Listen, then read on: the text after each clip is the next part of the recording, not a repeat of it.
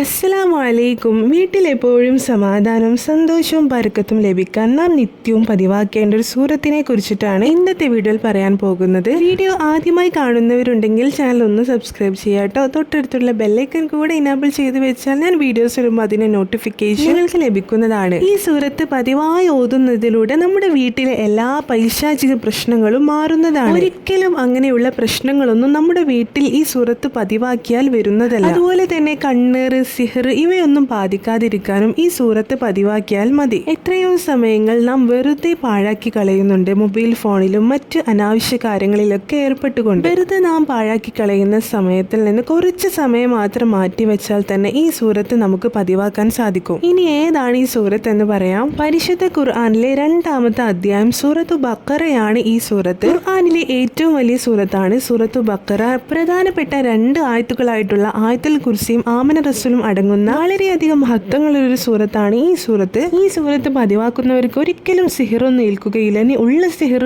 കണ്ണേർ ഇവയൊക്കെ പാത്തിലായി പോകുന്നതുമാണ്. അതുകൊണ്ട് തന്നെ നാം നിത്യം ഓതുന്ന സൂറത്തുകളിൽ ഈ സൂറത്തും കൂടെ ഉൾപ്പെടുത്തുക.